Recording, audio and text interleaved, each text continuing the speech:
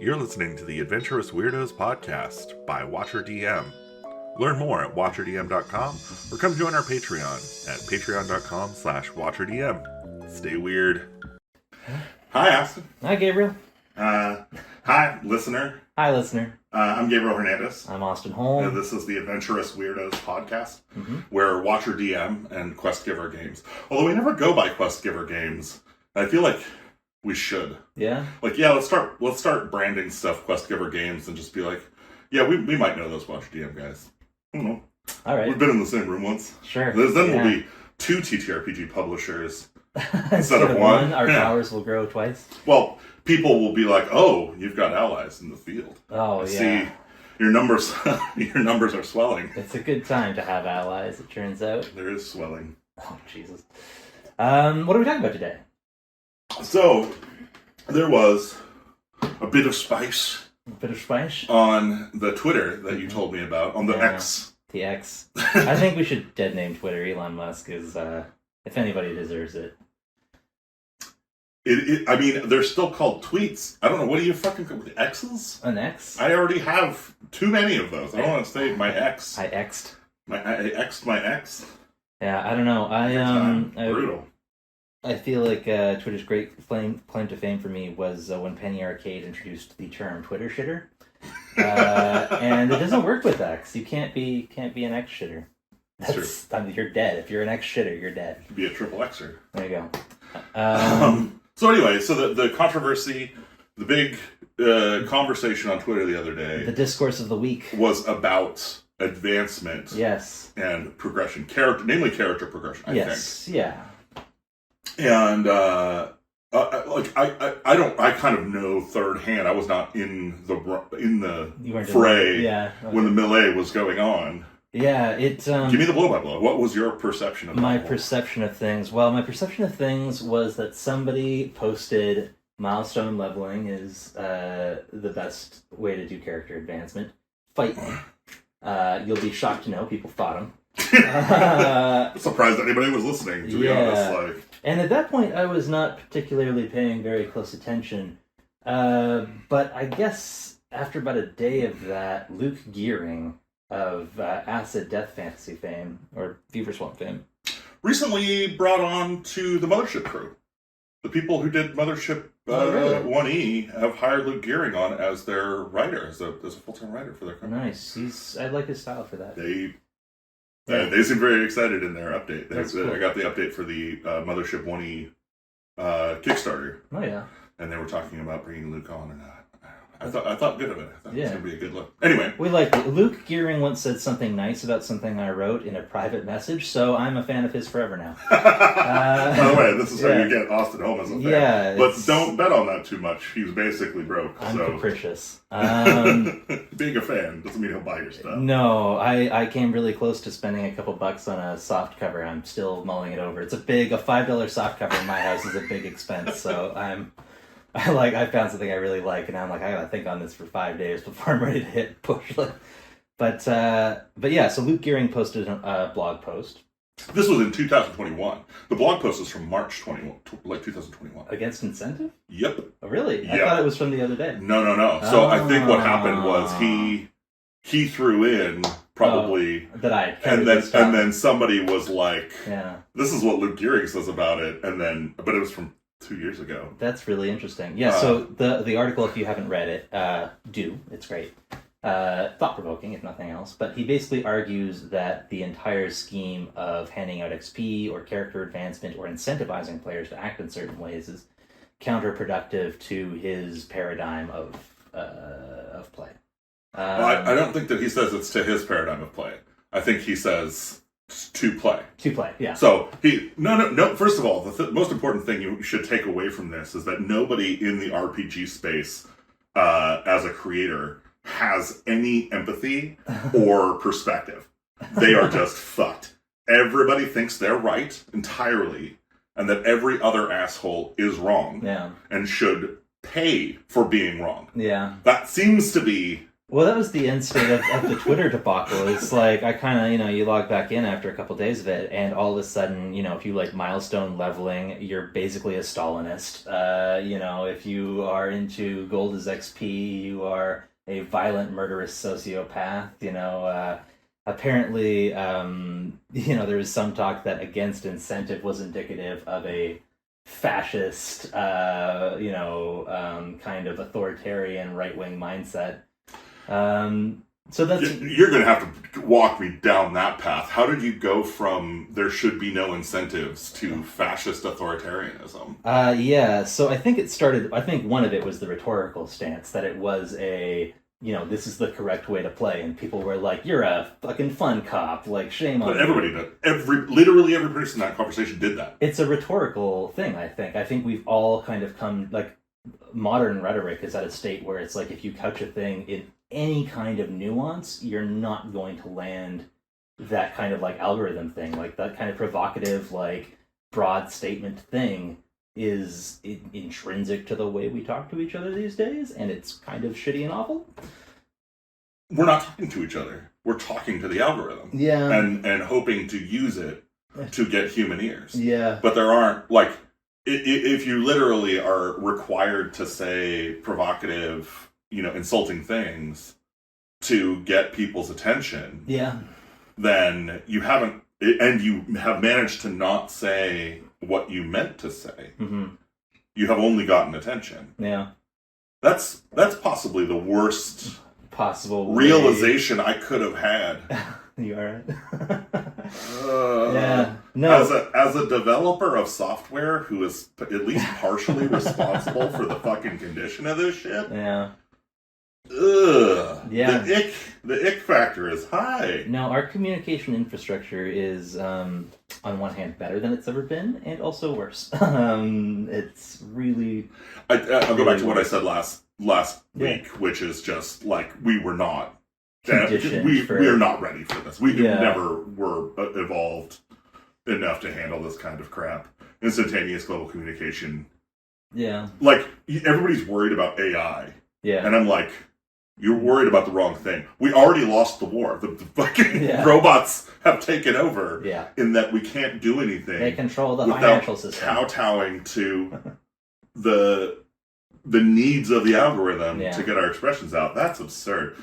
So insane hyperbole aside. Yes. We're gonna talk a little nuance. We're gonna talk about actual progression. Yeah. And actual advancement with some fucking lenses that aren't completely warped to shit. Yeah, you don't want to call people Peronist helicopter Nazis? Oh, no, every single one of them. Oh, yeah. Every single one of them, by definition of them shouting through the megaphone that requires them to wear that costume.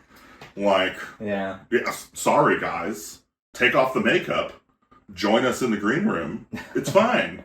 We can have a conversation as humans, but not there. Not on Twitter. No, certainly not. And I think that's whatever. Like, whatever to all of that. If you're willing to engage in that, and you want to have fun engaging in that, can we all embrace the idea that it is performative and completely entertainment-based? PvP, turn-based combat, performed for a crowd. It's a makara. Yeah. This is the ultimate internet makara. Now, for actual advancement, for actual... And I think for actual incentives, I have opinions about Gearing's... implications in his post that I don't necessarily disagree with. Like, I actually really enjoy. I think Troika is a good example of an advancement system that does not contain incentives. Yeah. But also, I think Troika is the way it's designed, the rules as written, is wrong for advancement. Yeah. And I tweaked that in our actual play with the house rule. So for those who do not know, in Troika, at the end of a session or when you take a rest, your characters can roll. You have to be in a safe place, and you rest. And everybody gets 3 rolls, and you have to have marked skills that you successfully used during that time period. If you succeed, you get a check. Right, and then you can roll against... You have to roll over them on a 2d6. So roll over your skill plus your advanced skill. It's both? Yeah. Okay. Your so total... you take the ranking plus your skill attribute, you add them together, and you have to roll over that on 2d6. So what this means, I think... Are you sure it's over the full amount? Because then you can't get anything over... Like, if you've got a 7 skill, you can't have anything over a rank 5. Yeah, so exactly. But the way it works is if you get to, like, a total of 12 on a skill in Troika and you want to level it up again, you have to roll double sixes. Okay, all right. So, anyway, so this is the rule. This is how it's set up. Yeah. And the tweak that I made... So, the reason I don't like that is it enforces... Basically... It ensures that you're very unlikely to improve skills that you have only just picked up. And it makes it easier. In fact, it makes it only possible to improve skills that you're already kind of good at. And this, in my opinion, is not at all how actual real life skills work. Like, improving things is usually easier when you know less about them, because you can make greater gains at the initial stage of learning something. Friendly part of the bell curve. And you kind of learn by failing, not really by succeeding. By succeeding, you tend to become complacent in your ability to succeed. And so my tweak is, instead of checkmarking skills that you tried and succeeded, it is checkmark skills that you have tried and failed. Yeah. And then at the end of the session, you can roll against 3 of those. So I just read Pariah the other night. Have you seen this? No idea what you're talking about. Amazing. Just, I mean, like, rough. Like, there are some unfinished spots in it. I read the art-free version. I don't know if the main version's any better. Like, definitely not a finished product, I don't think, at this point. At least the version I read. But fantastic. But what is Pariah? Pariah is a psychedelic Neolithic hunter-gatherer RPG. Ah, cool. Yeah, so shockingly I like it. But their advancement system is really interesting. It's when you roll like a skill check, like say you're like, I'm gonna try and wrestle the mammoth, right? Yeah. So you've got like if I'm an unskilled wrestler with 10 strength, I have 10 strength. I roll a d6 because I'm unskilled. I add that to my 10. I have an 11 to 16 on my skill check. If you have 18 strength and you're skilled, then you're rolling a d8 plus 18. And the idea is on that, d8 or d6 or whatever, if you roll the max, you get an x, and when you get 3 x's, you level up. Or if you roll a 1, you can take a critical failure, and like you, the player, describe the consequences of your critical failure, and that can give you an x as well. That's cool. I thought that was really neat because it kind of gives you. I mean, the 1 is a critical failure thing. I think we've talked about this in the past. It can disincentivize, like, in 3rd edition, like, if you were a 20th level fighter and you had 5 attacks a turn, that's really just 5 chances to roll a 1 when you get right down to it. So why is a 20th level fighter dropping his sword more often than a 1st level fighter, right? So this is historically why I've always hated fumble tables. Yeah, right. Because I just like whatever. Like I did them for like 20 years. Yeah. And then finally was like, why am I punishing? This is stupid. Like, but it's cool to be like, you rolled a 1. You, the player, have a choice of whether, because it is always kind of you roll 1. You're like, I got a natural 1, like. And it's fun to be like, oh, like, does anything happen? Like, do you want to take an X for that? Like, oh yeah, I break my bone knife. Like, okay, well, you get a little. Yeah. For taking that hit as a player, you get a little advancement check. That is cool. Yeah. That sounds really cool. It's a wild system. We'll have to try it. Yeah, well, it is so good that I'm thinking about spending about $6 on it. So that's the highest praise I can give anything. But maybe Watcher DM can just make the purchase for you and consider it R&D. Yeah, maybe. Anyway. But yeah. So now these are, I think, niche systems. Let's talk about D&D. Very different approaches to advancement. Now let's reel it back and go, okay, what is the majority of people playing? Yeah. Right. And so you've got a couple of things out there. So I think you've kind of got like 2 tracks, if I'm being honest, in the RPG space right now. You've got Powered by the Apocalypse and most of the things that kind of have come from it. And then you've got D&D and most of the things that have kind of come from it. Yeah. There's probably some crossover and there's probably some outliers. But I think if I had to ring most games into a couple of pipes, it would be D&D type things and PBTA type things. Broadly. D&D type things, I feel like, have very clear incentive structures that are very much video gamey. Yeah. They're designed as war games, or they come from war games, and so the objectives are improve the unit until the unit is so powerful that it can win any war, any combat. Powered by the Apocalypse, on the other hand, seems to have more narrative-focused advancement structures, which isn't to say that it doesn't have, like, motivations built in, right? It's got incentives, but I think that those incentives are more flexible to the wishes of the player and what the player and the DM collaboratively are trying to do with the story. Interesting. But what's your take? Well, yeah. So I've been thinking a little bit about this. We don't really prepare these episodes. These are just casual conversations. So bear with me. But we're gonna ramble. We're gonna ramble a little bit today. I think if I had to, I would broadly cut advancement up into, I think, 4 categories. There's, like the character self-help growth, kind of like, I swung my sword 50 times and now I swing it just 5% harder type of like XP, character advancement levels. But you also have like, there's, equipment advancement. There is, I have a treasure and now I can do this. Or I have 10,000 gold and now I can start my orphanage. There's also kind of in-world advancement, which is like, you have a title now, or in Pixels and Pagans, I feel like it was often you've bought enough credibility to stop the manhunt for you for a couple of weeks. You can focus on other shit while your enemies find a new way to get God, is that how it felt? Jeez, okay. I guess I did a better job on that than I thought. Right.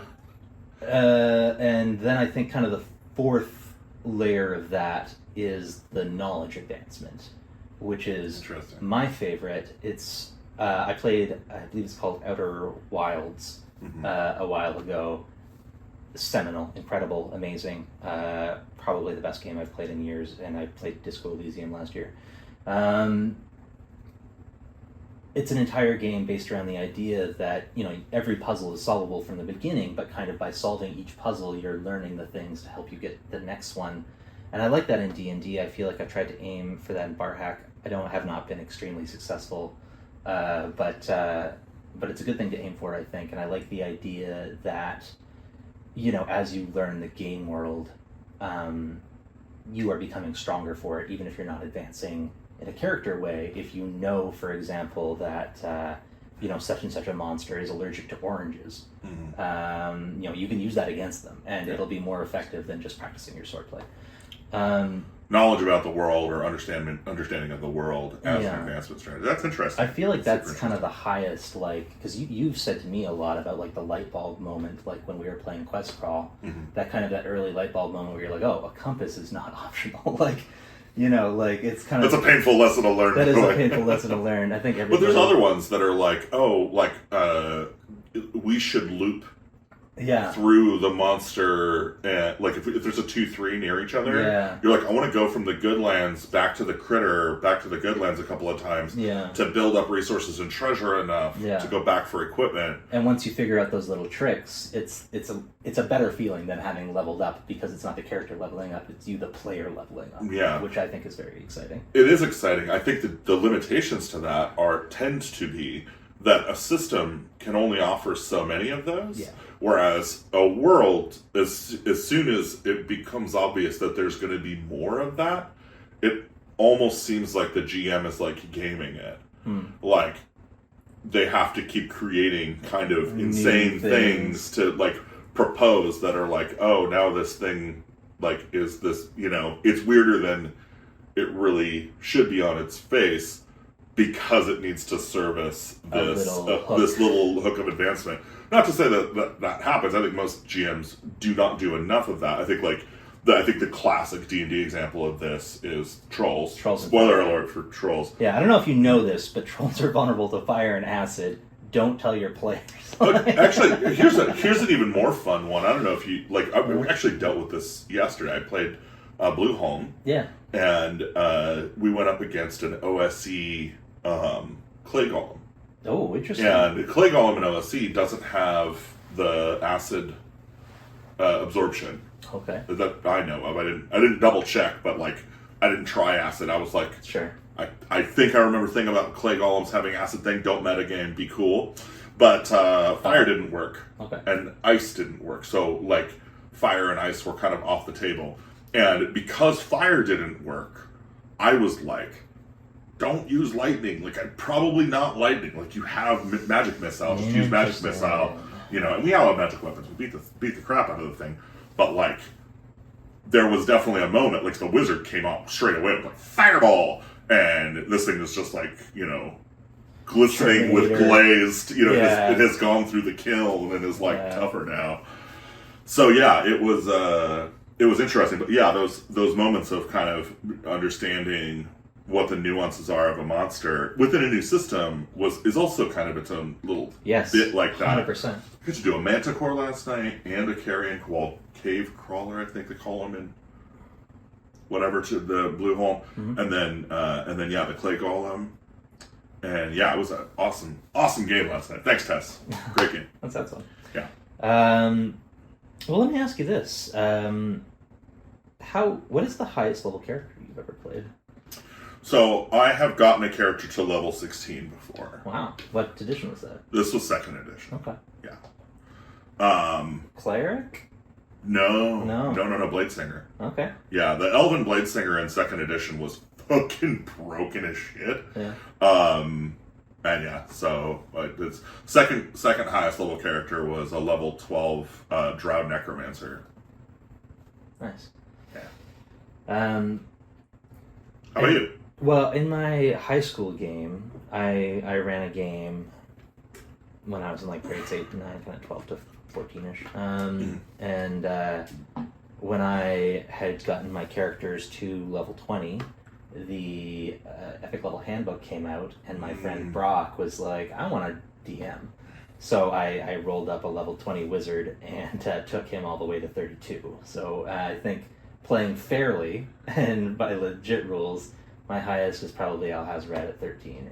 Oh, wow, cool. Yeah. I mean, of course, we play higher level characters. This is actually one of the things about being a DM. Is you don't as the forever DM, your opportunities to level a character tend to be pretty limited. I think the side effect of that too is it's many times I'm surprised by what players can do at high levels. Like when when they come to the table with a character, we've all gotten to level 13. I don't have time to go through everybody's character, real job and stuff, like go through everybody's character sheets and learn everything that they can do. Kind of insane. And so, almost every time somebody does something, I'm like, all right, read it to me. How does this work? So big surprises in that sometimes. Well, it's interesting. So when I was playing my early high school game, and again, I was 12, so, but we were kind of doing Milestone a little bit. Like most 12-year-olds, I was a communist. But the way we played was basically, we were just like, XP, that's just extra math, I don't want to deal with that. The way we're going to do this is you start at first level, I'm going to play until I get bored of using the monsters that I feel good sending you up against at first level. Right. And then when we need new monsters, you can be second level, and then we'll go through the CR2s, and then, and kind of do it that way. Right. Which at the early levels, kind of in opposition to the way most XP games go, where, your early levels pass like that, and the later ones take forever. When you play Milestone that way, where you're kind of just like running it by content almost, the early levels take a long time because there's so much stuff to play against. And then you get to the high levels and you're like, okay, well, CR16, I've got like this many monsters, so it's going to be a week. Like, we were playing every day. It was awesome. Nice. But yeah, it's interesting, that experience versus Pixels and Pagans with doing XP. It's not entirely by the book. I mean, at the end of every session, we do hand out a little bit extra for good role playing and camaraderie, and which absolutely against what Luke was talking about. Yeah. Right. Anyway, go ahead. But 'Cause I do want to talk about that. I think that's an interesting. Yeah. And there's a lot of ways to do that. I mean, just the other day when we were setting up our new Black March campaign, we were kind of discussing the various shapes that those kinds of like post-game XPs can take. Barhack, of course, we did the player log as a kind of, you get plus 50% XP if you write a little right, generate an artifact if you generate some art or write something about it. A little player report, either an image or a sentence or two or whatever, you get a little boost that way. Yeah. That was kind of recommended by the Ars Ludica guy who popularized the West Marches format. He was kind of saying that the way, if you're running multiple groups, generating those player reports is really important to kind of like keep everybody in the same world. Yeah. But it's interesting because... And communalizing the information too, right? So getting everybody to know, like, oh, there's a thing over there that they weren't able to take out. Like, map sharing, I think, is especially important. But to just kind of go back a little bit, using the XP almost by the book. It's almost by the book, 5th edition XP advancement structure in Pixies and Pagans. So satisfying to get a character to the silly levels, which I think we've achieved 13. We've achieved the silly levels. People are a little ways to go. But... People are casually dying at this point, and we're just like, that's fine. We can fix it. Right. I think poor Jack. I'm blanking on his character's name. Kier, yeah, Dusty and Kier, the faceless man. I think he's died at least twice. Yeah. Well, the first time was a reincarnate. Yeah. The second time was a resurrection. Yeah. And then I don't know. I think you might have killed him the third time. Very possibly, yeah. So, just getting unlucky. Maybe it's that they're in the wrong spot at the wrong time. But... Yeah. I think he's playing a more fragile character build than he realizes, maybe. But it's fine. I mean, we're 13th level characters. We have Revivify, we have Resurrection, we have Rings of Soul Storing, we have a million ways not to die in the West. Right.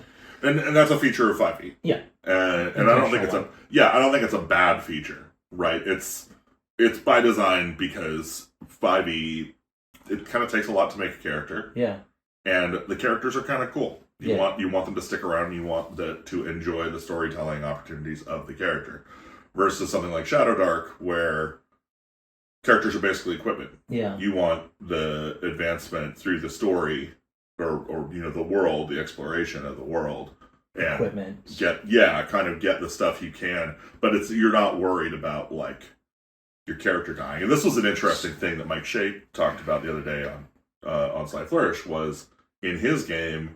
He has started experiencing players doing things with their characters. Death wishing. Yeah, absolutely. Talking back to a dragon. Yeah. Showing irreverence in a situation that's ridiculous for you to show irreverence in. Yeah. Like, he kind of pinned it to, they don't really care about their characters. Like, the characters are really fast to generate. They're fungible. They're totally fungible. Yeah. And I think that was an interesting insight about that type of game. It's weird because I'm playing something that's just as deadly. I think Blue Holm is pretty deadly. It's an OSR. And I've had a character die.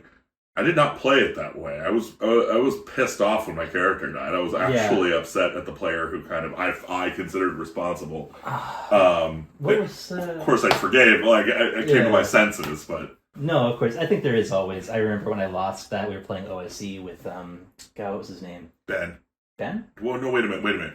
We were playing with GFC. GFC, yeah. Yeah. Oh, dude, that was such a good game. Yeah, it had its moments. Yeah. I remember I lost my wizard on that one. I lost a wizard as well. Yeah. And I remember I was kind of like, this is the first time I've lost a character in a while, and I'm always one who's like, I love it when a character dies, and I just was kind of like, man, like, really wanted to get a second level spell with that guy.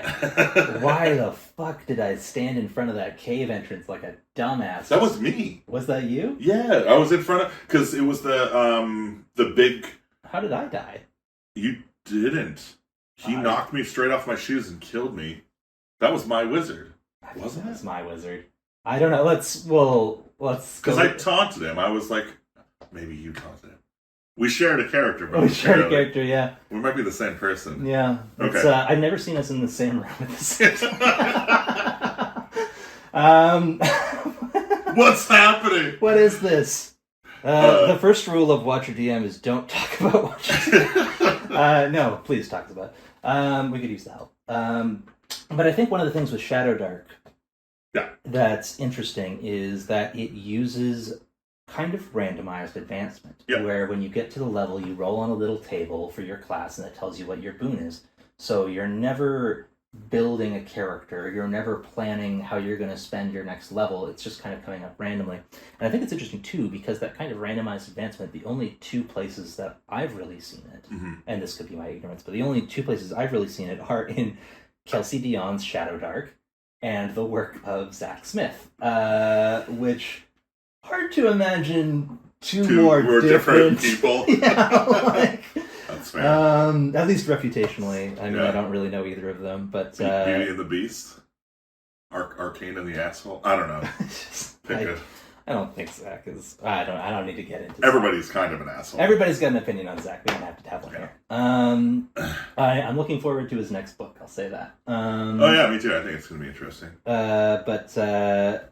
But I really liked his, like, I always really enjoyed, like, in Frostbitten and Mutilated, he has two classes that are random advancement, and I really liked the way the witch in that one plays, because it does feel very arcane and mysterious, and, like, it has a cool, wild feel to it, right? But I do wonder, in Shadow Dark, characters are so fragile. You're not planning them, it's not surprising to me that people would ultimately view them as, like, usable or disposable. Yeah. It's not surprising to me either. I think that there's something kind of underneath all of this that is, like, something I want to hit on, which is that advancements, I think we're talking about them, like how advancement works, as though that is how the incentives are built. And it's not. For a game. And it is, I think, extrinsically. Your external incentives are whatever the game brings to the table in terms of incentives. But I hope this isn't an unknown statement, but your intrinsic motivations and incentives are the best incentives to follow. Like, you only have to rely on the external ones if you're unable to kind of reach for those internal ones. And so, like, as an example with, like, work, right? Like, I go to work, and for me, the internal incentives of solving a hard problem or building something that looks cool far outweigh the external incentives of getting my paycheck. Like, despite the fact that, like, getting my paycheck obviously it's a requirement, but I only lean on that when the internal incentives are sucking ass. And I'm like, okay, well, at least the golden handcuffs are here. And I feel like D&D or, role-playing games has that characteristic where, like, yeah, okay, like, if I'm not being serviced for my own internal notions of what is fun about this, then at least I can fall back on the fact that I am going through the process of advancing within this context. But you also don't, like, first of all, you don't have to do that, but, like, if that's what's happening, maybe you should figure out what your internal incentives are for playing a role-playing game, because I don't think they're going to be the same as everyone else's. Yeah. I know that the way that you play characters, like, you get something from it that I don't think anybody else at the table gets or understands. But also, I think like, that's true of Andrew, that's true of Alicia, I think that's true of me.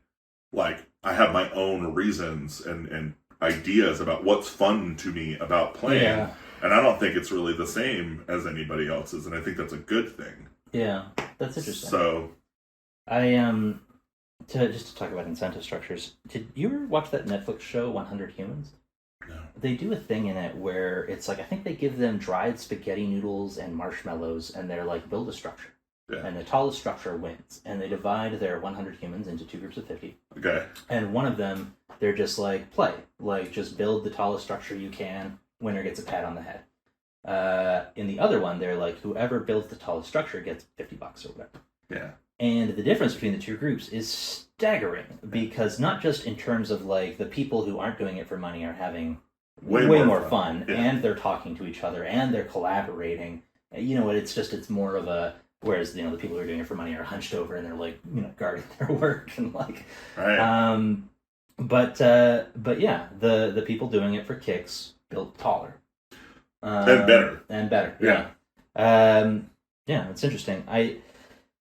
I do think, though, that, we talk a little bit about, like, the, like, lonely fun in role-playing games, and I do think that kind of, like, next week I'm going to hit level 5, I'm going to get Fireball, and then, I could do this, I could do that, and, like, like, planning ahead or thinking about how your character is going to grow or advance, which doesn't have to be mechanical, it can be narrative, but, yeah, like, fantasizing about how successful your character is going to be is just as sweet as fantasizing about how successful you are going to be. Like, it's just as narcotic as being delusional in real life. No, except it's not being delusional, because you actually will hit level 6. You better hope. Yeah. Otherwise, if the DM kills you, you're fucked. Interesting. Yeah. Super interesting. So, okay, yeah. Shoot, what was our other topic going to be about? Well, I think we wanted to talk about gatekeeping. How are we doing on time here? Like 40 minutes. Oh, really? Time's blowing by when you're talking. Yeah, apparently we had a lot to say about advancement. Yeah. Is there anything else that we want to talk about in terms of advancement? Well, I did kind of want to mention just the kind of like the edition drift, I think, because we've been playing a lot of Lamentations, which is of course an OSRE kind of clone, where like you've been playing Lanston, the complaining fighter. That's been excellent. But every time you level up, you get a little more HP and you get a +1 to hit, which is not, compared to 5th edition, where it's like, here's your extra attack, here's your feat, here's your fighting style, here's your maneuver dice, here's your... Sure. And kind of going, like, from those two poles are very, very different from, like, I mean, in OSE, it's even worse than Lamentations, because it's like, you basically, unless you're playing a caster, it's like, what are you really? Your skills are going up a little if you're a thief or whatever. I've definitely got complaints about OSE. Yeah, right? Yeah. I mean, the leveling up structure is not... And I think... Not to say that I don't like OSE. I think it's a OSE game. is I awesome. Literally just got the... You got the set. The 5-book set. They're super cute, too. I just love this format. That is... Oh, look at that That's art. great.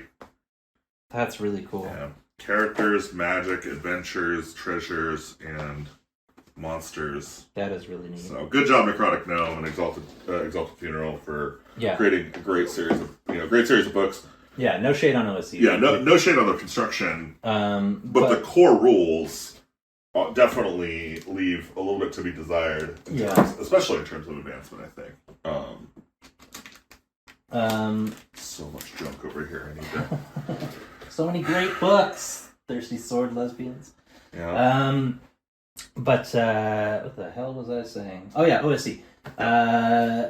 Yeah, so like the advancement structure in those old school games is a lot less fun, I think, on the player side than say something like 5th edition. And I really clearly remember when Pathfinder 1st edition came out, and it was like they had fixed that thing in 3rd edition. And 3rd edition had tons of great like capstone abilities and things to look forward to, and I have great memories of building my wizard.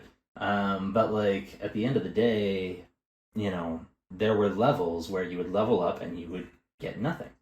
And that didn't feel great, especially when your friend was playing a monk and he's like, now I can hit you 17 times a turn. And you're just like, oh, okay, I guess I'm playing a barbarian. I guess I get an extra 12 hit points. You're kind of hitting on something that I think is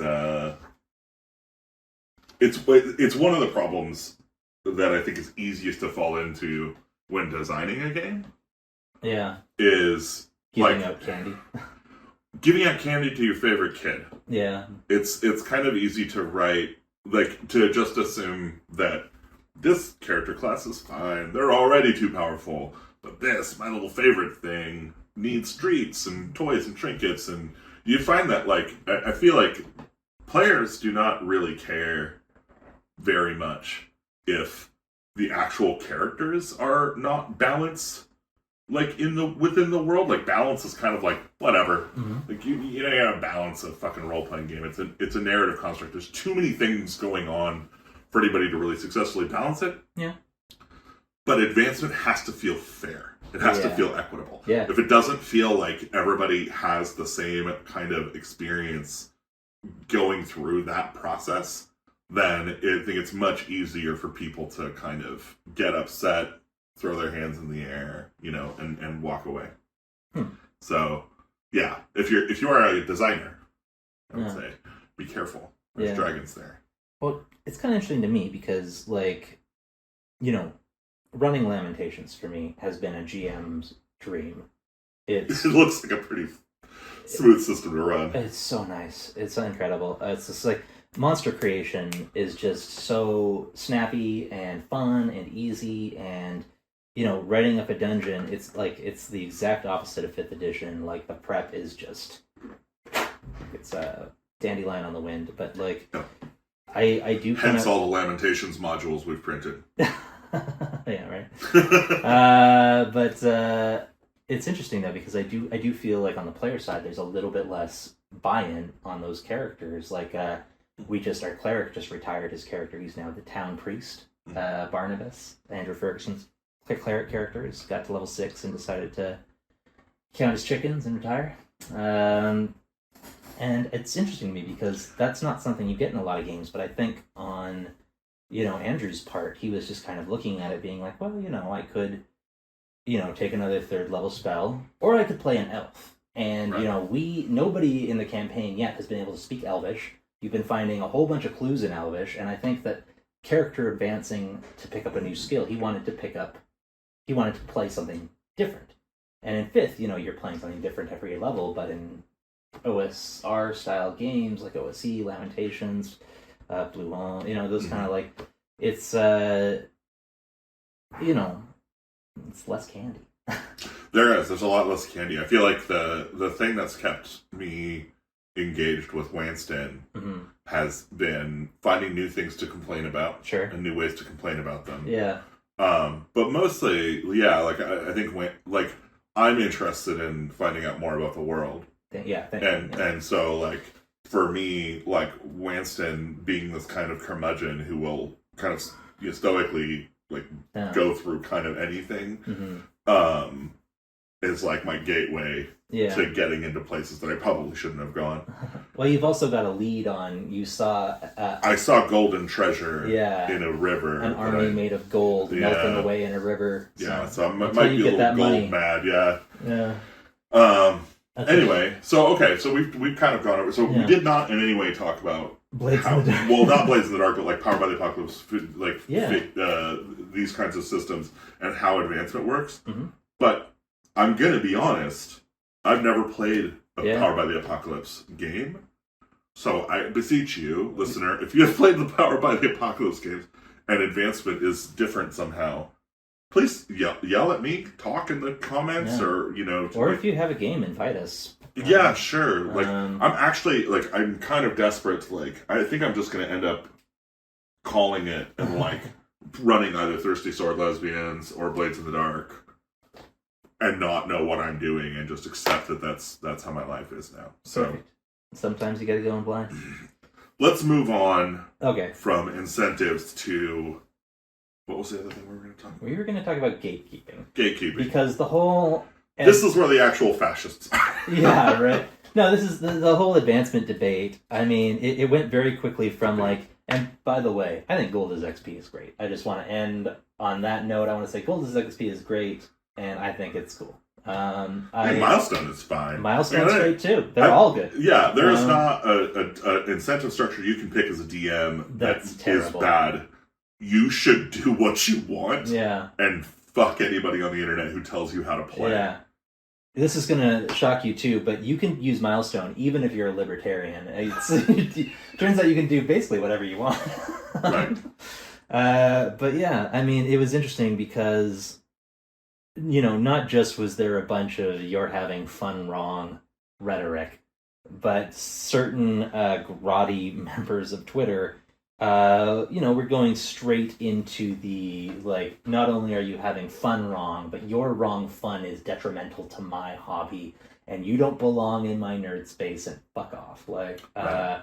Which is insanity. I think it's insanity if you take it seriously. Yeah. And I'm curious. I'm genuinely curious if any of those people take it seriously, or if they were clickbaiting. Ship it, yeah. Yeah, because there's just shit posting, right? Like, and I think what's the most harmful part about it is that because it's impossible to tell the difference, there's a bunch of probably well-intentioned people on the internet looking at stuff and going, "Oh my god, why are these people telling me I'm a Nazi for playing this way that I like?" Yeah. And taking it personally and getting actually emotionally invested in the opinions of these strangers. Yeah.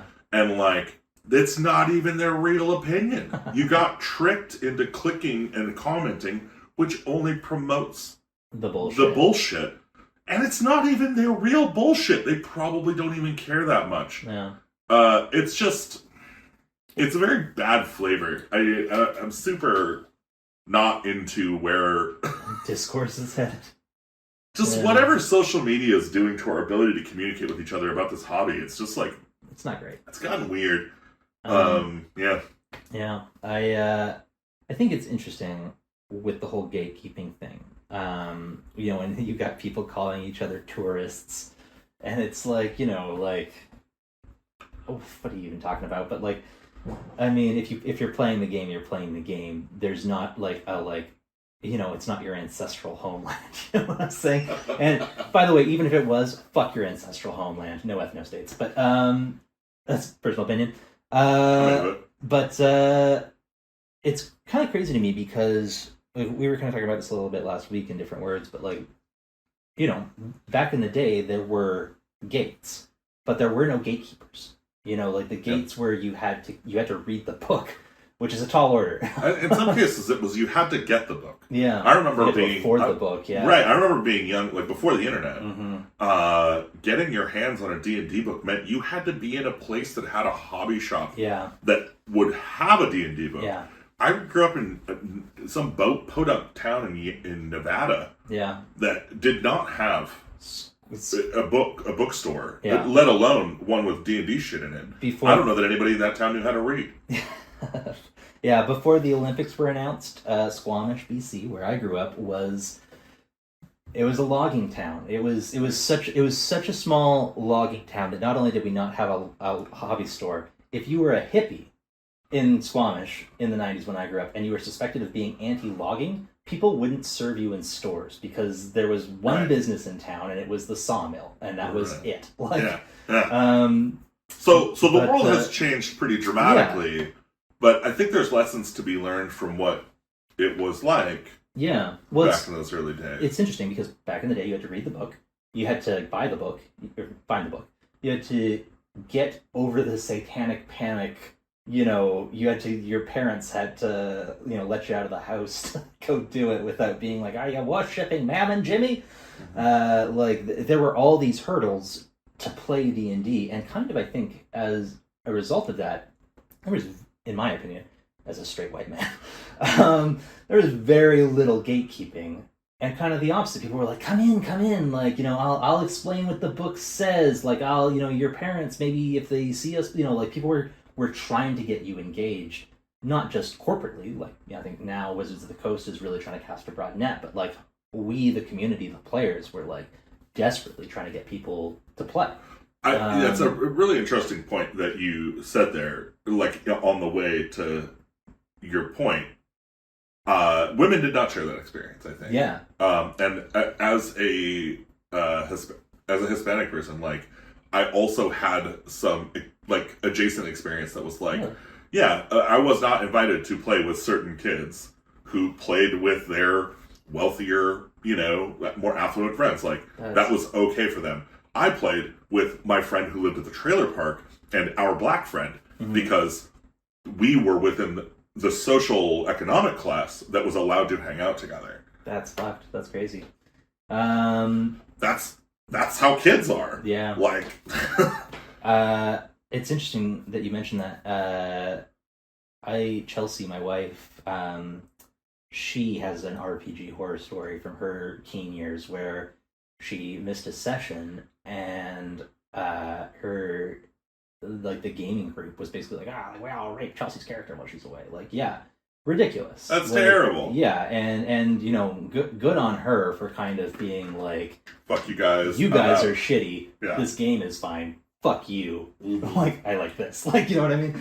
But like, but take that game and peace out. Yeah, but like, it is like, it is really interesting to me that like, I feel like, and you see this now with incel culture, but like, nerd culture in the 90s and the early 2000s was very like, it's like the dog that bites you and then wonders why you don't feed it. It's like, why won't these girls hang out with us? It's like, well, if you examine your behavior, you might find a reason or two. Like, something in there. Yeah. Yeah. Let's so look around. So yeah, but I think like your point is valid enough, right? That like, as long as you were staying within your lane, you were probably not going to be kept out of the hobby. There weren't people being like, oh, wow. Beyond the general gatekeeping of race and class. Right. Yeah, like, there's already divisions among people. But, like, once you're within the realm of, like, this is my community, if one of them knows how to play... this was another thing I think that was interesting. You had to kind of be shown how to play. It's an oral tradition. Right. You could not, like... You couldn't read the book and go... I understand. Yeah. We're about to play D&D. Yeah. Like, I think I've heard of one person who did that in my entire life. But yeah, almost always it's like, from master to student down through the ages. Like, right. But now that's not the case. Like, you just go on the internet and watch Critical Role. Literally thousands of people are streaming their games. Yeah. You can watch any one of them. Which is interesting too, because to perform D&D is different than playing. It is. And I think that affects some of the people coming into the hobby have, what do they call it, the Mercer effect or whatever? Yeah, I mean, the Matt Mercer effect, I think it's strange where to have, like, expectations derived from media, first of all. If you watch television or any entertainment performance and expect it to reflect anything about real life, don't stop doing that. Yeah. That's not how entertainment works. Yeah. Entertainment media products are entirely fiction. They do not reflect reality. I think that season 2 episode of Community is probably the closest media representation to an actual game I've seen, including many actual plays. But now that's been memory hold. Yeah, I mean, it's got blackface in it. Yeah. So it's not even on Netflix. You can't watch. You literally can't watch it on the internet. Which is you can probably watch it. You can figure it out. You're clever. Think it's a great episode. It's a funny episode. Yeah. And it does come really close to what it's actually like playing D&D. It's in the vicinity. Yeah. Oh god, the second the second one was just as good. I think the sequel, not just as good, but it was pretty good. It has its moments. Yeah. I think the first one, the season 2 one, is pretty pretty classic. I think every beat of that is pretty It was on point. Having Chevy as the villain was great. Yeah, I think that elevated it. I do quote that. I say a word I know in every language is something I say probably on a day, every 2 days kind of basis. That's great. So, okay, so now we're in today. We talked about the grand old past. Yeah. And how gatekeeping kind of didn't exist. It wasn't like a thing. Now, today, it seems like you just trip over a gatekeeper trying to do anything. Yeah. And I get the motivation, I think, in the same way that, like, last week we were talking about, like, human communities are small. As soon as they're this big, they're not communities anymore. They're trying to become these smaller communities, and so you have to try and keep people out. Like, that's just what the human animal is trying to do. Interesting. To ensure closeness with its pack. Yeah, whatever the fuck this is supposed to try and be. And so, like, being at your table now, if I think the the caveat to that is like, don't try and be at everyone's table. Yeah. You don't have to be at everyone. Like, you don't need everyone to like you. You don't need everyone to agree with you. I don't. Yeah. Like, I know this may seem shy. Again, this is part of like the modern problem of culture is that like, yeah, the whole implementation of Instagram and YouTube and Twitter is get more people to look at you, get more people to like you, get more people to follow you, and you will succeed. And that's abusive. That is an insane proposition. Like, humans shouldn't be doing that. I say with perfect clarity, because I'm right and you're wrong. But like, I think the point is still true. Like, for people to live in that way, it's very it's sick. It's like a disease, and if you do that, like, we're spreading the disease. It's like not getting better. Yeah, interesting. I mean, I think part of it is too, like, you know, these weird little culture war, you know, signifiers, like, you know, that, like, I just to go back to the advancement thing, like, at the point where you're like, oh, like, your milestone advancement is communism, like, it's just like, okay, well, like, but where does that position you? You know what I mean? Like, you're kind of, you're not just staking out an opinion, you're staking out an identity. Right. You know, and you're saying like, yeah, if you have the right politics, you will play the right games in the right way, and you will hang out with the right people, and, you know, the Untermenschen, or, you know, whatever, like, they will be swept away by the glory of your magnificent play style, and everyone will applaud. Like, yeah, you know, it's just like, I wonder how much of this, too, is a manifestation of the kind of polarization of politics that we're seeing in the United States and across the world. I think it's huge. Like, so, I don't know if you know, did you ever read Prince of Nothing? He does reviews for, like, OSR type. Okay, yeah, sure. Yeah. I have not read him. I have. I'm sorry. I probably should not. He's terrible. And, like, the way that he introduces politics into the scene in such a way, like, the kind of, like, dog whistling stuff he's saying, where he's like, oh, like, if you play 5e, you're a blue-haired woman, and, you know, us men with short hair are here playing first edition. You know, it's just so gross, like, and sounds weird. Like the Tate of... Yeah, a little. Yeah. Well, I mean, you know, Andrew Tate is successful. You know, that's a bridge too far. Yeah, like, I mean, and, you know, we were saying the other day, we got to start some internet beef with somebody. We're going to just talk some shit about Prince of Nothing. Sure. Yeah, I don't know the guy, so... me neither. But I've read a little bit of his work, and you've contributed nothing of value, sir. Your work is terrible, your curations are boring, you have no taste. I think your blog... I read it because that makes me laugh. Like, I think your opinions are dog shit. Yeah, that's how I feel about that. Good job on making him laugh. Yeah, I do. I guess. I do get a kick out of them occasionally. Yeah. I thought your review of Troika was hilarious, and even had actually one good point in it. What was the good point? That the equipment system sucks in Troika. It is kind of weird. Yeah. It's clunky. I mean, I'm working on a Troika, as you know. We're going to playtest it today. The Megamedin. The Megamedin. I'm working on a Troika module, and I've basically had to invent a shop system that is not the kind of thing a module should be doing, in my opinion. I wish it was in the core book. Yeah, no, totally. That's one of the things we added to Murder at the Motel Zotel. Was an emporium to buy some stuff, because there's no way to buy stuff in Troika, despite it being a city. Yeah. And I'm wondering if the implication is that Troika doesn't have economy. That it's like, it's post-capitalist. It could be. And it's just like good, you hunter-gather your shit, or barter with somebody, or manifest it out of your imagination. But they're silver pens. Right, no, those are for wiping your ass with, I guess. Anyway, the worst person I know made a good point. The worst person you don't know. The worst person I don't know. Well, that's a big category. There's probably, I mean, you know, I doubt he's killed anyone. Have you killed anyone, Prince of Nothing?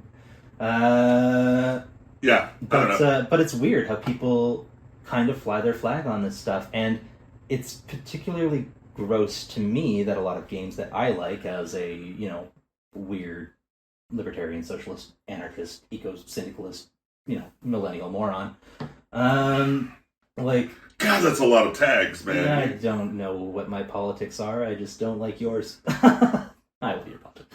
I'm apolitical, I think, largely. That's what I don't like really about care. You. I really appreciate that. Humans are stupid. They shouldn't do things like this. Yeah, I'm against community. Yeah.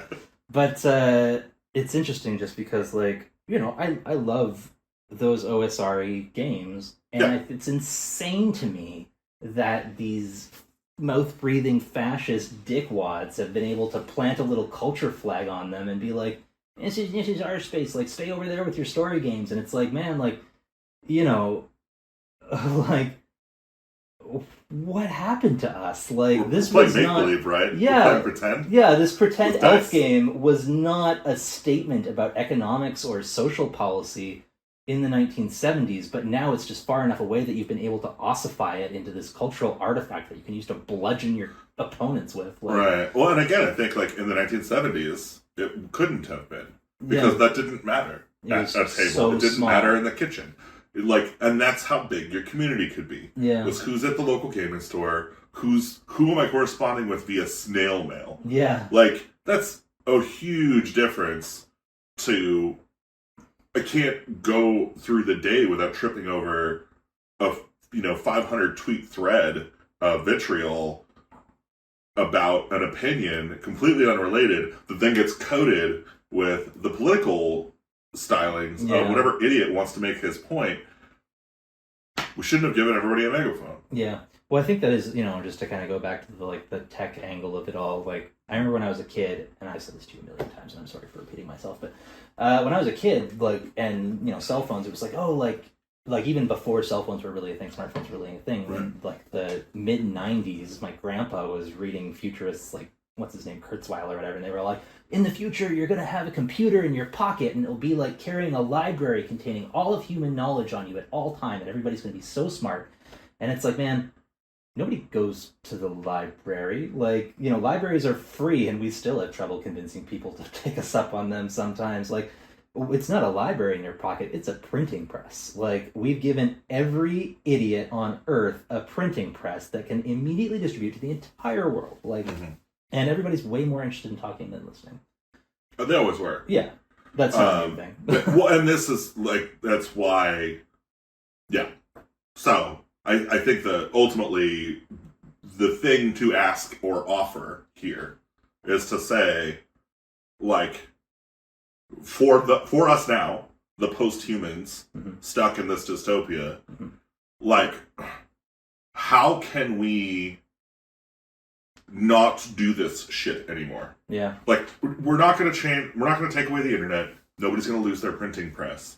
But is it possible for us as a community to take a grain of fucking salt, not take every stupid asshole on the internet seriously, realize that it's a performance art, treat it with all of the pomp and circumstance that requires, and if you want to play along, have fun, but, like, don't, God, can we just not? Like, is there some signal /S for sarcasm? I don't know. Pick a way to do it. But, like, P, I'm performing. Yeah, exactly. Like, something to go, like, what you're about to see is hyperbole on purpose to get algorithm, to get views, to rile people up, to entertain even. Just even Prince of Nothing. You're getting entertainment value out of that. You're laughing at this, person with bad takes. Fine. We do that all the time. Like, half of the United States is literally doing that to the other half of the United States every fucking day. Yeah. And, like, okay, you're gonna do that for the same reasons that you binge watch, House of Cards or reality TV shows, or you eat fucking deep fried Twinkies, like, because the thing that's bad for you is, kind of fun, like, whatever. But acknowledging that that's what's happening and not letting it drive your fucking cortisol through the roof or ruin your actual relationships or your actual hobby, I think is the the critical component is like, I don't know. It's interesting because, on Facebook, like, I'm part of the Lamentations group there. I think you are too. Yeah. I see Zach S. on there all the time being like, people are telling lies about me. They're telling lies about Lamentations. They're, people are lying and they're bad and we have to confront them. And it's just like, man, like, this whole communication infrastructure feeds on conflict. Yeah. And we're in a damned if you do, damned if you don't situation where it's like Trump during the 2016, we're getting political, folks, during the 2016 election, where it was like, you can cover him constantly saying the most outrageous, offensive, ridiculous, stupid shit, but ultimately you're covering him. Right. Like he got billions and billions of dollars of free press out of the news media because they were too stupid to know what 21st century media tactics are. It's like when you see that stuff on Facebook where they're like, oh, like, I'm gonna misspell a word in this just so you'll comment to be like, you spelled weird wrong. Like, like that kind of stuff that's how we talk to each other now. And I don't know that there's a fix for it. Well, I was gonna say, like, I don't know that they're too stupid. I think that the incentives. Advancement is wrong. It's capitalism. I mean, and it's not just capitalism. It's power accumulation and like attention accumulation. But like, if your incentive structures are built around exactly what they are right now, which is getting attention and getting money for that from that attention that you've gotten, then you're gonna have this problem. There's zero ways to get around it. Like. The incentives are at the heart of the problem. So, Gearing, you were fucking right. Incentives are bad for your game, and I apologize for implying or doubting it all. I should have read between the lines. Yeah, shit. But, I mean, I don't think we're gonna waddle our way to a better conclusion than that. I think you hit the nail on the head with that one. Read that Gearing article, I guess, and try and change your personal incentives. I think if you can, personally, take responsibility for how you wade through the cesspool of the internet. Yeah. And we'll try and do the same.